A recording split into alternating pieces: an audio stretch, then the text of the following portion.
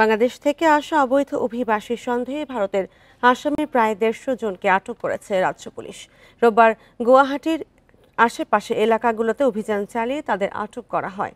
অবৈধ অভিবাসীদের ধরতে আসাম পুলিশের চালানো অভিযানে এলাকাগুলোতে ব্যাপক ক্ষোভের সৃষ্টি হয়েছে।